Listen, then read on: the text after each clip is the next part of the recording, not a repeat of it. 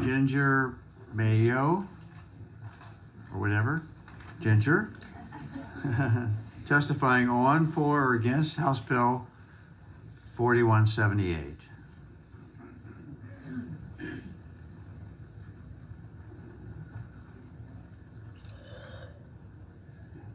And would you please state your name correctly and whom you represent and your position on the bill? Chairman Frank's getting used to my name, but when we switch it up. My first time. Give me a break. Ginger Mayo with the Arc of Texas. Close. You were very close. So, good evening. The Arc of Texas is a statewide membership organization that works alongside and for Texans with IDD. As the statewide advocacy director. Your position on the bill? I'm sorry. We are opposing as filed currently. Opposing as filed, okay. As the state advocacy director, I assist individuals and families in accessing vital services on almost a daily basis. Taking these experiences and our members' input into account, the Arc of Texas has been instrumental in designing the current Medicaid system for Texans with IDD and have continued to play an active role in the redesign that started with Senate Bill 7. Addressing our members' concerns and barriers to accessing services through managed care is one of our top priorities. We appreciate Chairman Frank's intention of improving the current Medicaid managed care model. However, HB 4178, as filed, does not address many of the significant issues our members have shared with us, and in some cases diminishes protections we worked hard to achieve. I also appreciate recent conversations with staff and other stakeholders to work on this bill further. In order for us to support HB 4178 or any Medicaid managed care improvement legislation, we must see the following areas addressed. First, and most importantly, the individuals most affected by policy changes must be included in a meaningful way. We appreciate that there are advisory committees named in the bill. However, there are several committees already in place with an established membership that include individuals with disabilities. One or more of these existing committees should be utilized to maintain the historical knowledge and appropriate membership in this important advisory role. Second, members' right to switch to an MCO that can better suit their needs is key to offering choice and holding MCOs accountable.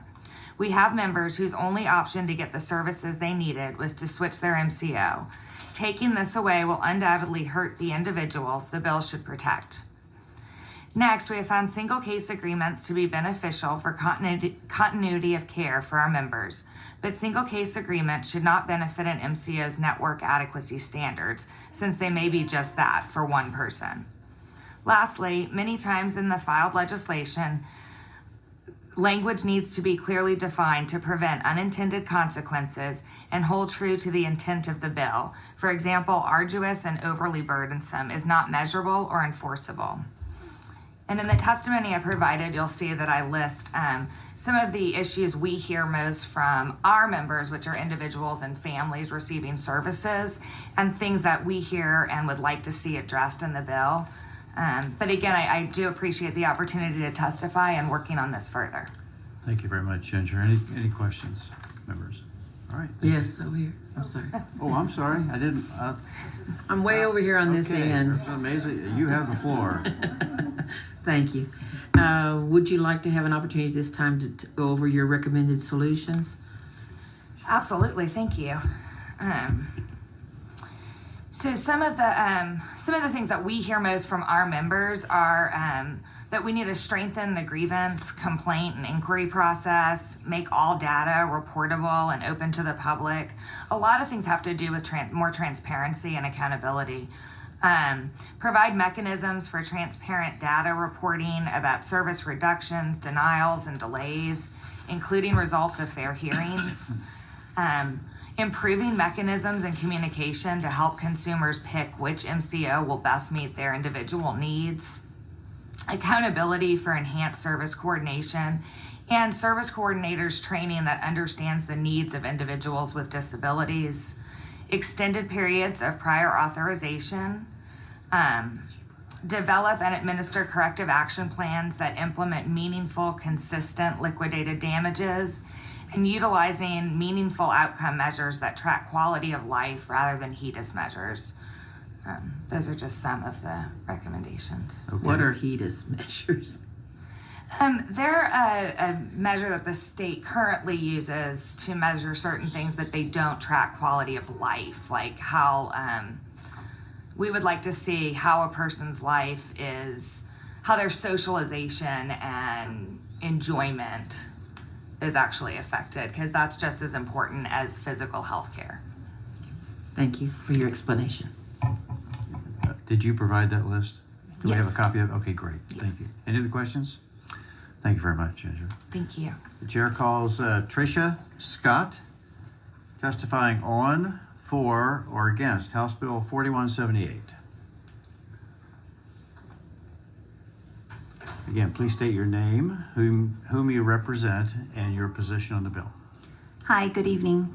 Thank you, Chairman Frank, and thank you, committee, for hearing us this evening. My name is Trisha Scott. I'm representing myself and my son, Jordan Scott, and I'm speaking in favor of House Bill 4178. My son, Jordan, is enrolled in Star Kids through MDCP and a member of United Healthcare. Jordan was born premature. He suffered a brain bleed shortly after birth. Initially, the prognosis was grim. We were told he would probably have physical disabilities as well as some cognitive deficits. Jordan is physically disabled, but he did not suffer any cognitive deficits.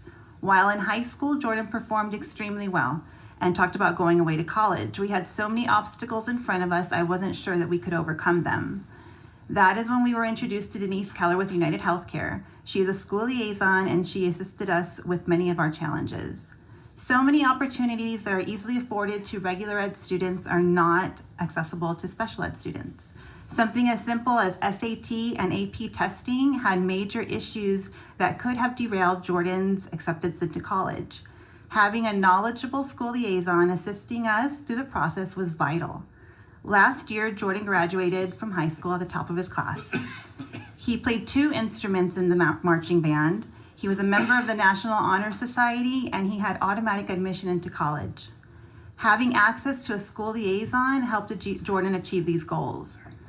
Today, Jordan is a freshman at Texas State University. Jordan's journey is a true success story to managed care.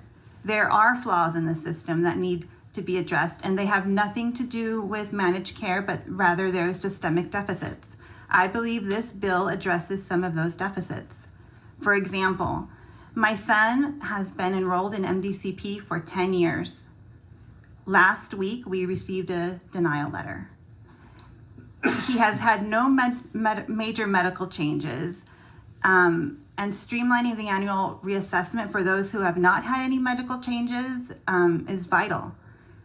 Losing access to managed care would mean losing access to school liaisons, transition services, and service coordination. These services were instrumental in helping Jordan achieve success. Again, I know there are flaws in the system, and I believe this bill will fix some of the major issues parents and providers struggle with.